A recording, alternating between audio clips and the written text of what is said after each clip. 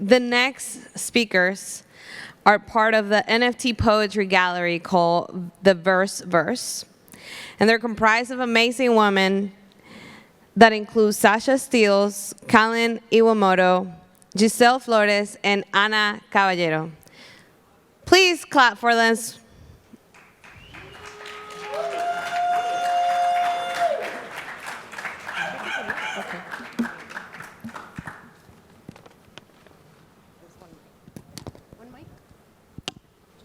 Share it or only one? There's more here on the chairs. Oh, okay.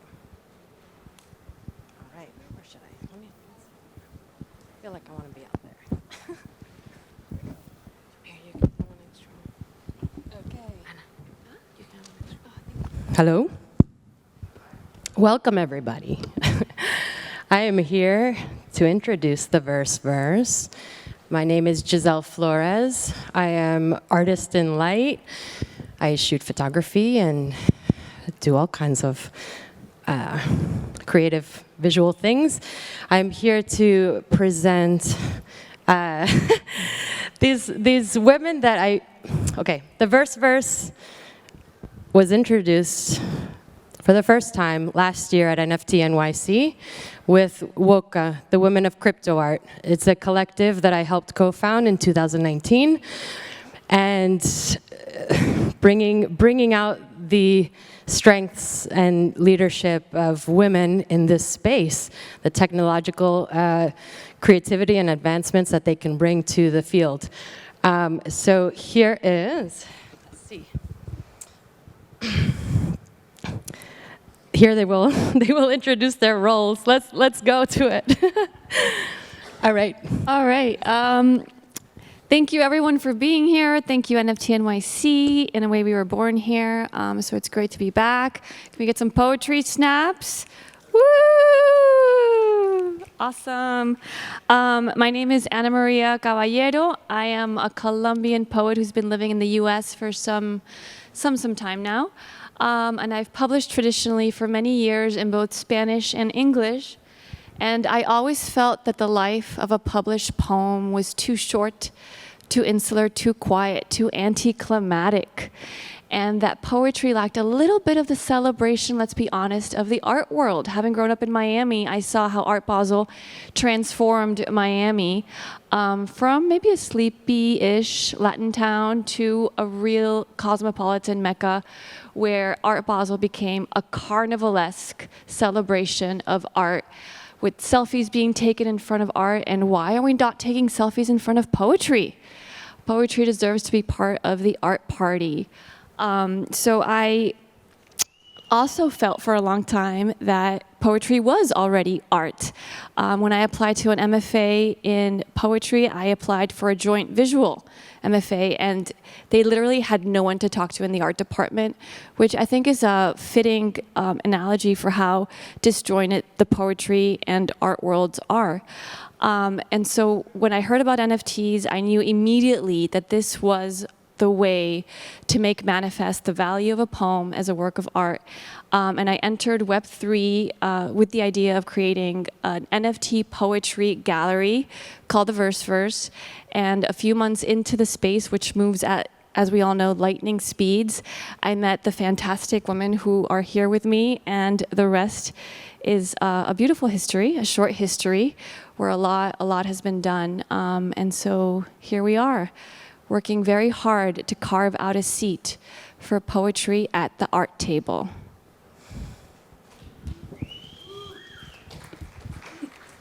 Oh wait, am I supposed to talk about traditional poets? Oh, wait, one thing before I pass the mic on. So we are going to talk about the 3 different branches of the gallery, how we organize our curatorial framework. There's 3 parts. One is onboarding traditional poets and pairing them with crypto-native artists. The other branch is conceptual text-based art. And the third is AI generative text. And so the first branch is really trying to bridge the gap between traditional poetry and art. So we're pairing artists that are native, that speak the language of digital crypto Twitter, that are on platforms, that have a following, that can communicate our vision, become partners in this movement with poets who don't even know what crypto is, and who have been at their craft for many, many, many years and are doing beautiful, beautiful things in poetry land. So that's one of the main branches of our gallery, that vision of onboarding traditional poets and pairing them with the artists that we all know and love in the cryptoverse. Hi, my name's Kalen Iwamoto. I am a conceptual crypto writer and artist. So what does that mean? There's all sorts of new kind of genres popping up in NFTs. So what I'm really interested in is the intersection of crypto or NFTs and conceptualism in both art and literature. So I like to kind of explore what a crypto native literature might look like, or what that might be. So, for example, I've done word art in the Metaverse, installations in the Metaverse, or I've taken, for example, blockchain processes and used them as rules for writing. And I'm really also taking kind of this emerging degen lexicon and using that in my writing and my art. But I'm also interested in using smart contracts to create new experiences for writers and readers, and creating more participatory reading experiences and exploring that. And so in the gallery, we also have a section called Crypto Conceptualism, or Text-Based Art. And in this section of the gallery, we're really interested in conceptualism, which is influenced by conceptual art and the conceptualism movement in literature. And the practitioners of conceptualism as a literary movement were really interested in kind of the limit cases of writing. So what people would say wasn't writing, they would be interested in that. So exploring kind of the edges of poetry and writing, and kind of pushing the boundaries of that. So we're exploring, what conceptual crypto poetry might actually look like. So yeah, that's the second section of the gallery. Hi everyone, how are you? My name is Sasha Stiles. Just to do a quick reset for anyone who just walked in, I saw a few people just pop in. We're theVERSEverse. We're an NFT poetry gallery, and we are so excited to be here at NFT.NYC. As Gisel mentioned earlier, we actually launched here last November, so we're really happy to be back. I just wanted to also add a personal anecdote, just because it's kind of a special moment for the four of us. We actually built this gallery in a very metaversal way. We all met on Twitter and Discord and in the Metaverse, and we all live in different places and have really built this together with our community of poets from all over the world. And this is the first time that the four of us have been all together in one place, presenting in the flesh. So it's really special for all of us, and we're happy to be here together. So, yes, snap, snap. So anyway, my name, as I said, is Sasha. I'm a first-generation Kalmyk Mongolian American poet. I'm also an artist. I do a lot of visual poetry and sort of conceptual art that relates to text. I'm also an artificial intelligence researcher, which I think sort of causes a lot of people to look a little puzzled when they hear that I'm a poet and I'm an AI researcher. But one of the things that I've really loved about getting into the crypto space is that I found a really good home for my sort of funny experiments with natural language processing and artificial intelligence as it relates to poetry. I am actually from a very traditional background as a poet. I am a student of language and literature. I have written in a very sort of traditional way for a long time. I've been writing and publishing poetry in traditional literary journals pretty much my entire life. I got my first rejection from the New Yorker when I was 14, and I've been doing this for a very long time. But at the same time, I've also been really interested in new possibilities for poetry and in how we can use technology to push the limits of language and really experiment with what a poem is. I've always been sort of puzzled by the fact that we think a poem is something static and confined to a page, when in fact the origins of poetry are in the oral language, in the oral tradition. Poetry was really performative and experiential and immersive and participatory.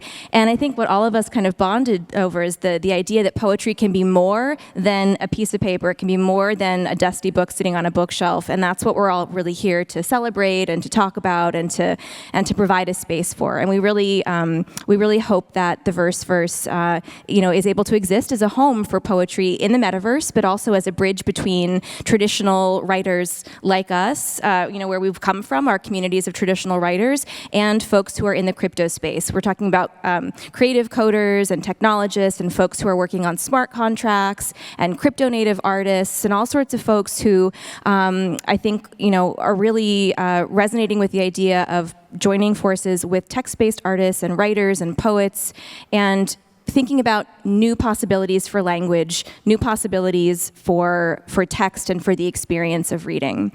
As I mentioned before, I'm very interested in artificial intelligence. In fact, my projects over the past 5 years have really gone deep into the world of natural language processing, which has to do with using computer systems to process and analyze and imitate human speech. So I'm essentially interested in using computer systems, intelligent computer systems, to write poetry and to co-author poetry.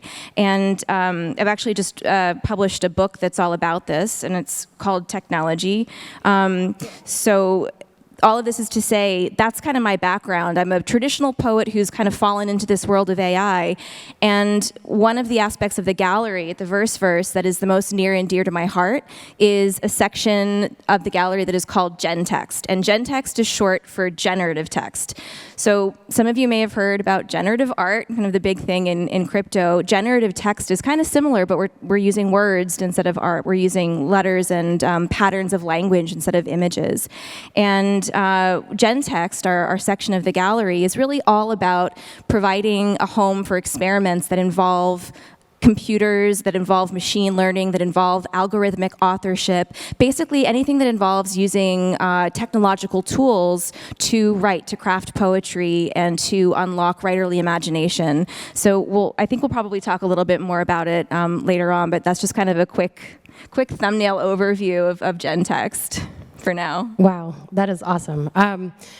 Being an artist my whole life, oil painting as a 10-year-old and starting photography way middle of college at RISD, I'm so inspired by these women, by poetry in general, by the generative aspects of what's possible with text-based art. I've been inspired my whole life with technology as well, like growing up playing Qbert on the computer and like the most old DOS coding, like to be able to play the games on the discs. I remember as a child. So my whole life I've been working on bridging that gap of technology and art. So it's really beautiful to see how synchronistic this feels as far as a group of people coming together to really try to bring a new avenue of art to everybody's lives and a new way of economic living with that type of life, of expression, of something more than just money and people. It's like this is something that goes so deep into the soul. Poetry is something that comes from the heart, and as well as art. So I've always seen that beautiful marriage between the two. And seeing how poetry can now be at the forefront, be seen a lot easier, be understood in a global scale is very inspiring, and I'm happy to take part in this new type of everything. So I have a question just to open up a few more conversations, because I know everybody has so much to say. It's like crypto crypto's been around 2014, I think, so it was kind of the start of it. So something very investment-based, something very dynamic and economic-based. Why poetry and crypto? How is this marriage going to work? What do you envision for this future, and what are the parts you would like to speak of about it? Sure. So on the flight from Florida to New York, I was reading Richard Powers' Pulitzer Prize-winning book, The Overstory. And there's this beautiful passage that says that humans have an amputated view of nature, of trees, because we only see the shady branches, the bark, the leaves. We don't really see the roots, all the other part, or acknowledge it. And I felt that it was a very fitting metaphor for how we've seen poetry. We love to take strolls under its shady branches and admire it, but we don't always like to acknowledge the roots, the craft, the time, effort, and work that goes into it. Though poetry has an undeniable cultural currency, it doesn't really have any agency. Poets cannot expect to make a living from their craft. In a way, this might be because poetry has lacked transactability. If you consider that you can purchase Louise Glick, Nobel Prize-winning author book for $14.99 with 50 poems in it as an adequate representation of its value and contribution to culture, then I think we have a lot to talk about, because I don't personally think that adequately represents or reflects the work and value in this work, in this effort by this poet. But now with the blockchain, we can transact individual poems. We can create a first generation of poetry collectors and make manifest the value of an individual poem as a work of art. And the way that we experience poetry, digital poetry now, has no difference from the way we experience digital art. So now poetry can have a seat at the art table. And I think that this is absolutely revolutionary. And it's completely new thinking. And it's what inspires me to be in crypto. What the markets do really is absolutely secondary to the new thinking, the innovation, the inclusivity of the crypto space. So why poetry and crypto? All those reasons. I'm going to go next. Okay. That beautifully put. So I think I said before, a lot of people kind of look at what I do with artificial intelligence, and they ask me all the time, why poetry and technology? So it's something that I've thought about a lot. I mean, I think, when you think about technology, you tend to think about like new shiny things and speculative advanced technologies and things like that. But really, technologies have been the things, the inventions that have made us human over time. And I like to think about the fact that actually language itself is a technology. Poetry itself is a technology. It's something that we invented at one point because it is, it's something that we needed. And grappling with this question over the past few years, I've really come to think that poetry and technology, but also poetry and crypto, really have a lot more to do with each other than is obvious at first glance, because both of them are actually data storage systems in different ways. So crypto is obviously a way of keeping things safe, right? We're preserving things. We're trying to make things non-fungible. Poetry was invented because we had really important information. We had important stories, important ideas, important beliefs that we couldn't write down because written language didn't exist yet. So we invented poetic devices like rhyme and rhythm and meter and assonance because they made that information easier to remember. It made it possible for that information to stick in our brains. So in a sense, poetry is the original blockchain. And I really think that there's a lot there in there's a lot there. So, when people tell you that poetry is kind of a weird fit with crypto, you can tell them that. But beyond that, I think, we are all in this time that is moving so fast. We're grappling with all these advances that are really changing what it means to be human in so many fundamental levels. We are, all of us who kind of spend a lot of time in the metaverse, in virtual spaces, we really understand that the fundamentals of what it means to be human are really becoming something different than they have been in our earlier experience. And I think that for poets, for thousands of years, poetry has been a tool that we've used to understand ourselves, to kind of explain our place in the world, to kind of define, who we are and what we should be doing, and to grapple with really hard existential questions. So I also think that on that level, as we're navigating this new world and these new realms and these new existences, it's really important to have poetry as a place to consider what it means to exist right now and to think about why we're doing the things we're doing, and to have a place for a little bit of stillness and reflection and depth and profundity. And I really think the crypto space craves that. I know I crave that, and we really want to make a home for that in this crypto realm. So why poetry? I would say also, like, why not? I feel like this space is is a playground for experimentation in all sorts of for all sorts of art forms, and so I think, why not poetry? Something that I wanted to touch on also is like the notion of community, because community is a word that gets thrown around a lot, but I wanted to touch on it because it's so important to the crypto art scene in general. But to speak a little bit about my own experience as a crypto writer, because it's such a fledgling a field right now. It's really, really just in the last year that the crypto poetry scene and crypto writing scene in general has emerged. So a few months after I minted my first NFT, I created the Crypto Writers Discord because I had this spontaneous impulse, because I was in contact with a handful, really literally a handful of writers who were interested in exploring this space. And it was really, really exciting. It was really exciting to talk to these people. We all felt like this was like the Wild West of literature and publishing, and anything was possible. And there was so much that we wanted to do and that we were imagining.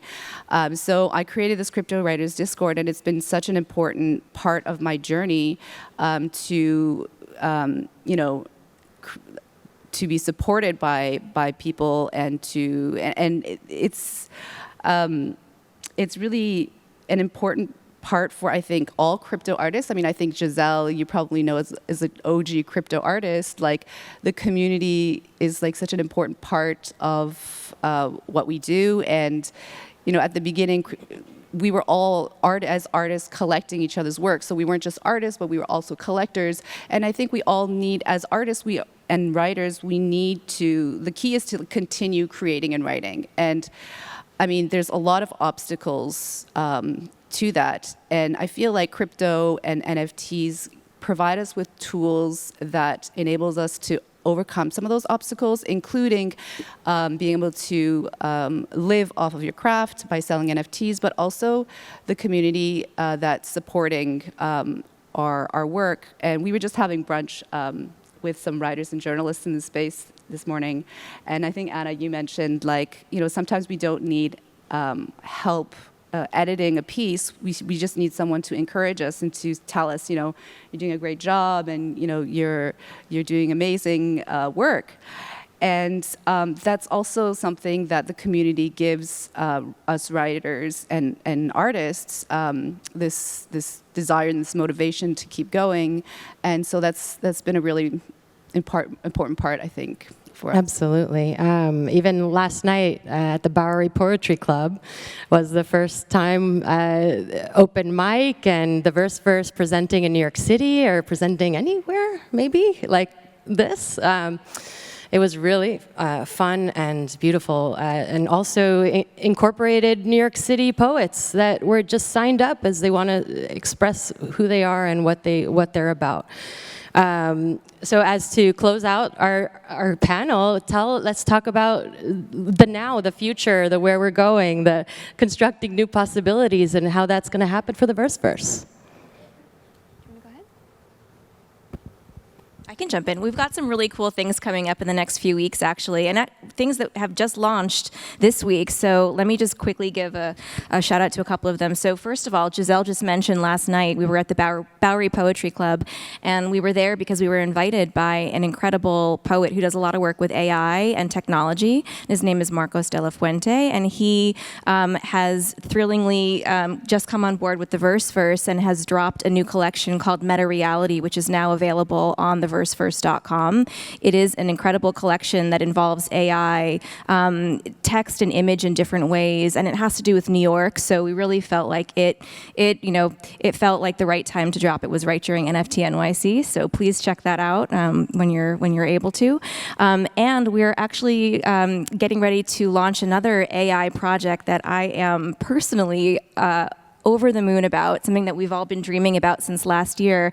And I won't go into too many details, but suffice it to say that we are going to be debuting a autonomous AI poet who is trained on the collective corpus of poetry that has been exhibited through the VERSEverse gallery very soon. We have an opportunity to launch this project in London at Vertical Crypto's Proof of People Festival in a few weeks' time, and we are extremely excited for this experiment to kick off, so please stay tuned for more on that.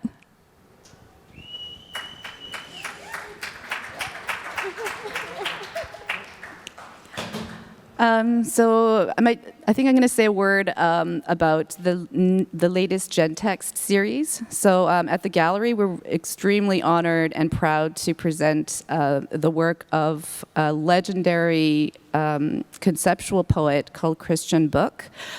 He is just a genius and a legend. Okay. So he just released a series called 50 Days of Ilium in collaboration with the generative artist Sarah Ridgely. So it's a beautiful series, and yeah, so I encourage you all to take a look. And then to close out, we have to announce that in August, we will be launching our Super Rare space. Yay! Thank you, Super Rare. We hope to be having a day or two in their new Soho gallery, and also having wonderful Twitter spaces and working with their team who's right here. And we had breakfast with them. Hello, and thank you. And then also, I think individually we'll be thinking about how to bring books into the metaverse. I personally have 2 books coming out in the next 12 months. And I think we all are curious and eager to see how books can be joint experiences, both in the physical and in the metaverse. So, we'll all stay tuned and work together to really build that vision. So thank you. Thank you, NFT. Thank you all. Thank you. Poem equals work of art. Poem equals work of art. You can leave it.